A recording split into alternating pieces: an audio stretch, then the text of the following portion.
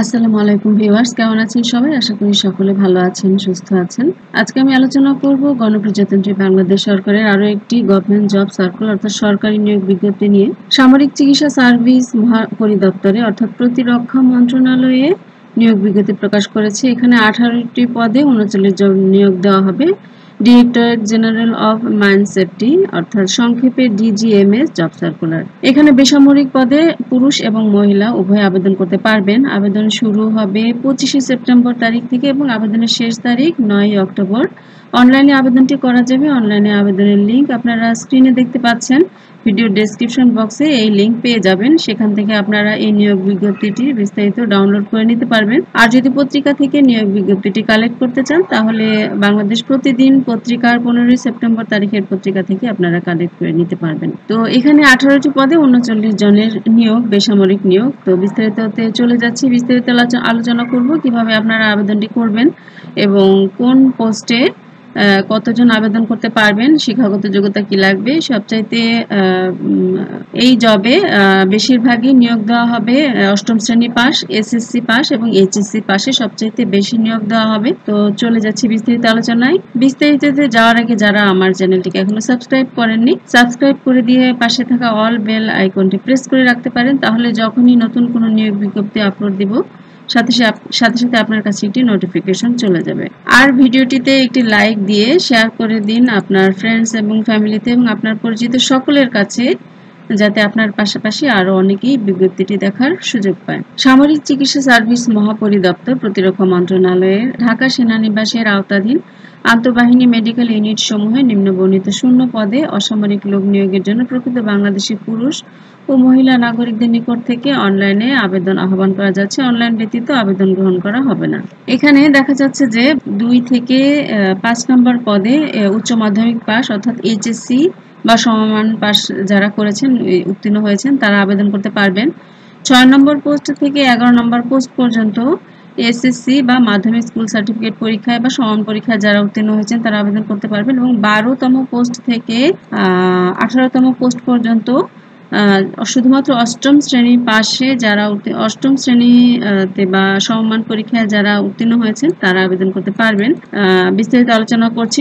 শুধুমাত্র 1 নম্বর পদের জন্য শিক্ষাগত যোগ্যতা লাগবে হচ্ছে কোনো স্বীকৃত বিশ্ববিদ্যালয় থেকে রসায়ন বিষয় সহ বিজ্ঞান শাখায় কমপক্ষে 2য় শ্রেণীতে বা সমমানের সিজিপিএতে স্নাতক বা সমমানের ডিগ্রি। এখানে 1 নম্বর পদে রিসার্চ অ্যাসিস্ট্যান্ট হিসেবে একজনকে নিয়োগ দেওয়া হবে। বেতন গ্রেড 14, বেতন স্কেল 10,200 টাকা থেকে 24,680 টাকা। এই একটি পোস্টে মাত্র বিশ্ববিদ্যালয় থেকে স্বীকৃত বিশ্ববিদ্যালয়ের রসায়ন বিষয় সহ বিজ্ঞান শাখায় স্নাতক বা সমমানের ডিগ্রি। 2য় নম্বর পোস্ট হচ্ছে কম্পিউটার মুদ্রাক্ষরিক, টাইপিং কাম করণিক, বেতন গ্রেড 16, 3 জনকে নিয়োগ দেওয়া হবে।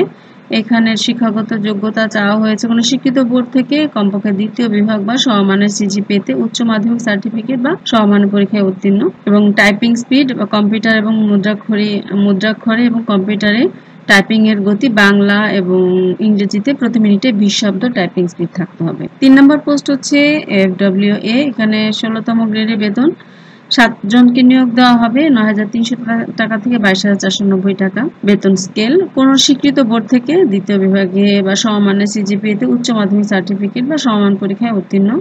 এফডব্লিউএ পদে 2 বছরের বাস্তব অভিজ্ঞতা থাকা সহ কোন স্বীকৃত বোর্ড থেকে মাধ্যমিক, অর্থাৎ এখানে দুটো অপশন রাখা হয়েছে। যদি এইচএসসি পাস না হন, আপনি যদি শুধুমাত্র এসএসসি বা সমান পরীক্ষায় উত্তীর্ণ হন এবং পাশাপাশি যদি এফডব্লিউএ পদে কমপক্ষে 2 বছরের কাজের বাস্তব অভিজ্ঞতা থাকে তাহলে আপনি এখানে আবেদন করতে পারবেন উচ্চ মাধ্যমিক সার্টিফিকেট ছাড়াই। আর যারা উচ্চ মাধ্যমিক সার্টিফিকেট আছে বা সমান পরীক্ষায় উত্তীর্ণ হয়েছেন তারা এই ধরনের কোনো অভিজ্ঞতা ছাড়াই আবেদন করতে পারবেন। এখানে 7 জনকে নিয়োগ দেওয়া হবে। 4 নম্বর পোস্ট হচ্ছে মিউজিয়াম কেয়ারটেকার। এখানে বেতন গ্রেড 16, একজনকে নিয়োগ দেওয়া হবে। শিক্ষাগত যোগ্যতা চাওয়া হয়েছে কোনো স্বীকৃত বোর্ড থেকে জীববিজ্ঞান সহ কমপক্ষে 2য় বিভাগ বা সমমানের সিজিপিএতে উচ্চ মাধ্যমিক অর্থাৎ এইচএসসি বা সমান পরীক্ষায় জীববিজ্ঞান সহ উত্তীর্ণ হলে আপনি এখানে আবেদন করতে পারবেন। তবে মৃতদেহ রক্ষণাবেক্ষণ কাজে বাস্তব অভিজ্ঞতা অতিরিক্ত যোগ্যতা বলে গণ্য হবে। 5 নম্বর পোস্ট হচ্ছে স্টোরম্যান। এখানে বেতন গ্রেড 16, একজনকে নিয়োগ দেওয়া হবে। কোনো স্বীকৃত বোর্ড থেকে 2য় বিভাগ বা সমমান সিজিপিএতে উচ্চ মাধ্যমিক সার্টিফিকেট বা সমান পরীক্ষায় উত্তীর্ণ এবং কম্পিউটার বিষয়ে বাস্তব কর্ম অভিজ্ঞতা প্রাপ্তদের অতিরিক্ত যোগ্যতা বলে, অর্থাৎ যারা এইচএসসি পাশ করেছেন, দ্বিতীয় বিভাগে উত্তীর্ণ হয়েছেন বা সমমান পরীক্ষায়, তারা যদি কম্পিউটারে অভিজ্ঞতা থাকেন, কাজের অভিজ্ঞতা থাকে, তাহলে অতিরিক্ত যোগ্যতা বলে এটা গণ্য হবে। বাধ্যতামূলক নয়, কম্পিউটার অভিজ্ঞতা থাকতে হবে, এটা বাধ্যতামূলক নয়, তবে যদি অভিজ্ঞতা থাকে এটা অবশ্যই উল্লেখ করে দিবেন। এটা আপনার নিয়োগের ক্ষেত্রে অতিরিক্ত যোগ্যতা বলে বিবেচিত হবে, মানে নিয়োগের ক্ষেত্রে আপনি প্রাধান্য পাবেন। 6 নম্বর হচ্ছে বাটলার। এখানে 18তম গ্রেডে বেতন একজনকে নিয়োগ দেওয়া হবে কোন স্বীকৃত বোর্ড থেকে মাধ্যমিক স্কুল সার্টিফিকেট, অর্থাৎ এসএসসি বা সমান পরীক্ষায় উত্তীর্ণ এবং কোন স্বীকৃত প্রতিষ্ঠান বা ইনস্টিটিউট থেকে ক্যাটারিং বিষয়ে সার্টিফিকেট কোর্সে উত্তীর্ণ হলে আপনি এখানে আবেদন করতে পারবেন। অর্থাৎ ক্যাটারিং এর উপরে কোনো কোর্স করা থাকলে এবং যদি এসএসসি বা সমান পরীক্ষায় উত্তীর্ণ হন তাহলেই আবেদন করতে পারবেন। 7 নম্বর পোস্ট হচ্ছে ল্যাব পরিচালক, বেতন গ্রেড 19, 2 জনকে নিয়োগ দেওয়া হবে কোন স্বীকৃত বোর্ড থেকে বিজ্ঞান শাখায় দ্বিতীয় বিভাগ, কমপক্ষে দ্বিতীয় বিভাগ বা সমমান সিজিপিএতে মাধ্যমিক স্কুল সার্টিফিকেট বা সমমান পরীক্ষায় উত্তীর্ণ, অর্থাৎ এসএসসি বা সমমান পরীক্ষায় যারা বিজ্ঞান শাখায় উত্তীর্ণ হয়েছেন তারা এখানে আবেদন করতে পারবেন ল্যাব পরিচালক হিসেবে। এখানে 2 জনকে নিয়োগ দেওয়া হবে।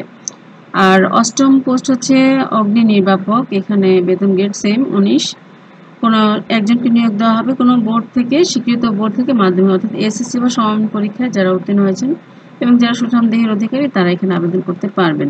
9 নম্বর পোস্ট হচ্ছে ল্যাব বিয়ারার, বেতন গ্রেড 19, একজনকে নিয়োগ দেওয়া হবে। শিক্ষাগত যোগ্যতা চাওয়া হয়েছে বিজ্ঞান শাখায় দ্বিতীয় বিভাগ বা সমান সিজিপিএতে মাধ্যমিক স্কুল সার্টিফিকেট, অর্থাৎ এসএসসি বা সমান পরীক্ষায় বিজ্ঞান বিভাগে যারা উত্তীর্ণ হয়েছেন এবং কমপক্ষে দ্বিতীয় বিভাগে উত্তীর্ণ হয়েছেন তারা এখানে আবেদন করতে পারবেন। 10ম হচ্ছে অফিস সহায়ক পদে 7 জনকে নিয়োগ দেওয়া হবে, বেতন গ্রেড 20, কোনো স্বীকৃত বোর্ড থেকে মাধ্যমিক স্কুল, অর্থাৎ এসএসসি বা সমান পরীক্ষায় উত্তীর্ণ হলে আপনি আবেদন করতে পারবেন অফিস সহায়ক পদে। 11তম পোস্ট হচ্ছে নিরাপত্তা প্রহরীর বেতন গ্রেড হচ্ছে 20, একটি শূন্যপদার্থে একজনকে নিয়োগ দেওয়া হবে কোনো স্বীকৃত বোর্ড থেকে মাধ্যমিক স্কুল সার্টিফিকেট, অর্থাৎ এসএসসি বা সমান পরীক্ষায় উত্তীর্ণ এবং সুঠামদের অধিকারীগণ এখানে আবেদন করতে পারবেন।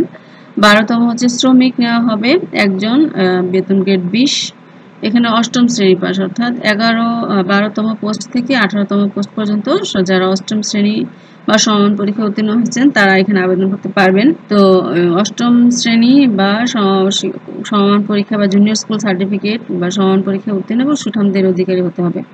13তম হচ্ছে আয়া পোস্টে 4 জনকে নিয়োগ দেওয়া হবে, বেতন গ্রেড 20, কোনো স্বীকৃত প্রতিষ্ঠান থেকে 8ম শ্রেণী বা কোনো স্বীকৃত বোর্ড থেকে জুনিয়র স্কুল সার্টিফিকেট বা সমান পরীক্ষা উত্তীর্ণ। মহিলা প্রার্থী হতে হবে, অর্থাৎ আয়া পোস্টে সাধারণত মহিলারাই হয়, আয়া তো মহিলাদের জন্যই এই পোস্ট, সুঠামদের অধিকারী হতে হবে, সুস্বাস্থ্যের অধিকারী হতে হবে। আর হচ্ছে 14তম হচ্ছে বাবুর্চি পদে একজনকে নিয়োগ দেওয়া হবে, এখানে বেতন গ্রেড 20, কোনো স্বীকৃত প্রতিষ্ঠান থেকে 8ম শ্রেণী অর্থাৎ জুনিয়র স্কুল সার্টিফিকেট বা সমান পরীক্ষা যারা উত্তীর্ণ হয়েছেন তারা আবেদন করতে পারবেন। এই বাবুর্চির কাজে 5 বছরের বাস্তব কাজের অভিজ্ঞতা থাকতে হবে। 15তম হচ্ছে মালি পোস্টে 2 জনকে নিয়োগ দেওয়া হবে, বেতন গ্রেড 20, স্বীকৃত প্রতিষ্ঠান থেকে 8ম শ্রেণী, এখানে 8ম শ্রেণী বা জুনিয়র স্কুল সার্টিফিকেট বা সমান পরীক্ষা যারা উত্তীর্ণ হয়েছেন এবং সুঠামদের অধিকারী হতে হবে। 16তম হচ্ছে সহকারী বাবুর্চি, এখানে একজনকে নিয়োগ দেওয়া হবে, বেতন গ্রেড 20, এখানে 8ম শ্রেণী বা জুনিয়র স্কুল সার্টিফিকেট পরীক্ষা সমান পরীক্ষায় উত্তীর্ণ হতে হবে এবং এই কাজে অর্থাৎ বাবুর্চির কাজে সহকারী বাবুর্চি হিসেবে কাজের বাস্তব অভিজ্ঞতা থাকতে হবে। আর মেস ওয়েটার হিসেবে একজনকে নিয়োগ দেওয়া হবে 17তম পোস্টে, 11, বেতন গ্রেড 20, এখানে 8ম শ্রেণী বা জুনিয়র স্কুল সার্টিফিকেট বা সমান পরীক্ষায় উত্তীর্ণ হলে আবেদন করতে পারবেন। আর 18তম এবং সর্বশেষ পোস্ট হচ্ছে পরিচ্ছন্নতা কর্মী, এখানে 3 জনকে নিয়োগ দেওয়া হবে, বেতন গ্রেড 20, 8ম শ্রেণী বা জুনিয়র স্কুল সার্টিফিকেট বা সমান পরীক্ষায় উত্তীর্ণ এবং হরিজন সম্প্রদায়ের প্রার্থীগণকে অগ্রাধিকার প্রদান করা হবে এবং সুঠামদের অধিকারী হতে হবে। এই ছিল 18টি পদে 39 জনের নিয়োগ বিজ্ঞপ্তি। আবেদন ফর্ম পূরণ এবং পরীক্ষায় অংশগ্রহণের ক্ষেত্রে নিম্নলিখিত শর্তাবলী এখানে অবশ্যই পালন করতে হবে, ভালো করে পড়ে নিয়ে আপনারা আবেদন করবেন। এখানে 9 অক্টোবর 2024 তারিখে সকল প্রার্থীর বয়স 18 থেকে 30 বছরের মধ্যে হতে হবে, তবে মুক্তিযোদ্ধার পুত্রকন্যা হলে 18 থেকে 32 বছর পর্যন্ত বা প্রতিবন্ধী হলে বা বীরাঙ্গনার সন্তান হলে 18 থেকে 32 বছর পর্যন্ত সীমা গ্রহণযোগ্য। আর সরকারি বা চাকরিরত কর্মপ্রার্থীদের, অর্থাৎ যারা অলরেডি সরকারি চাকরিতে আছেন, কর্মরত আছেন, তাদেরকে ডিপার্টমেন্টাল ক্যান্ডিডেটের ঘরে টিক চিহ্ন দিতে হবে। অন্যদের এটা দিতে হবে না। আর মৌখিক পরীক্ষার সময় এই যেহেতু আপনি প্রতিষ্ঠানে সরকারি প্রতিষ্ঠানে কর্মরত আছেন, সেই প্রতিষ্ঠানের অনুমতিপত্র বা অনাপত্তিপত্র দেখাতে হবে, মূল পত্র দেখাতে হবে। আর নিয়োগের ক্ষেত্রে সকল সরকারি বিধিবিধান মেনে চলতে হবে। আর লিখিত মৌখিক পরীক্ষার জন্য কোনো টিডিএ দেওয়া হবে না। এই পদের সংখ্যা হ্রাস বৃদ্ধি হতে পারে। আর আবেদন ফর্ম পূরণ সংক্রান্ত এই যে এখানে dgms.teletalk.com.bd তে এই ওয়েবসাইটে গিয়ে আপনারা লগ ইন করবেন, অনলাইনে আবেদনটি পূরণ করবেন। আবেদনপত্র জমা দানের শুরুতে 25 সেপ্টেম্বর সকাল 10টা থেকে এবং 9 অক্টোবর বিকাল 5টা পর্যন্ত এর মধ্যে আপনাদের আবেদনটি সাবমিট করতে হবে। সাবমিটের পরে 72 ঘন্টার মধ্যে আপনাকে এসএমএস এর মাধ্যমে পরীক্ষার ফি বা আবেদন ফি জমা দিতে হবে। আর আবেদন ফি ধরা হয়েছে 1 থেকে 5 নম্বর ক্রমিকের জন্য 223 টাকা টেলিটক ফি সহ, আর 6 থেকে 18 নম্বর পোস্টের জন্য 112 টাকা। আর কিভাবে এসএমএস করবেন, ঘরে বসে এসএমএস এর মাধ্যমে আবেদনের টাকাটি আবেদন ফি জমা দিবেন, সেটা এখানে উদাহরণ সহ লিখে দেওয়া আছে, আপনারা পড়লেই বুঝতে পারবেন। এই এসএমএস এর মাধ্যমে অর্থাৎ টেলিটক সিমের মাধ্যমে আপনারা টাকাটা অনলাইনে আবেদন ফি জমা দিবেন। জমা দিলে আবেদনটি সম্পূর্ণ হবে। আর অনলাইনে আবেদন করার পর অবশ্যই একটা রঙিন কপি সম্ভব হলে ডাউনলোড করে রাখবেন আপনার আবেদনের। আপনি যে আবেদন করেছেন সেই আবেদনপত্রটি সাথে সাথে প্রিন্ট করে রাখবেন। এটা মৌখিকের সময় দেখাতে হবে প্রমাণ হিসেবে যে আপনি অনলাইনে আবেদন করেছেন।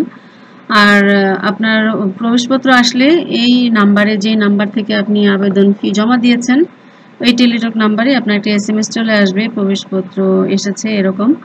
আর এই প্রবেশপত্রটি আপনারা এই একই ওয়েবসাইটে গিয়ে প্রবেশপত্রটি ডাউনলোড করে নিতে পারবেন। তো এই ছিল আজকে বিস্তারিত। এছাড়াও ভালো করে নিচে যে বিস্তারিত বলা আছে বিভিন্ন শর্তাবলী, তো এগুলো আপনারা ভালো করে পড়ে নিয়ে অবশ্যই আবেদনটি করবেন। আপনাদের এছাড়া যদি কোনো প্রশ্ন থাকে অবশ্যই কমেন্টে লিখে জানাবেন। আমি আমার জানা থাকলে অবশ্যই আপনাদের প্রত্যেকের প্রশ্নের উত্তর দেওয়ার চেষ্টা করব ইনশাল্লাহ। আপনাদের সর্বোচ্চ সফলতা কামনা করে আজকের ভিডিওটি এখানেই শেষ করছি। ভালো থাকবেন, সবাই সুস্থ থাকবেন।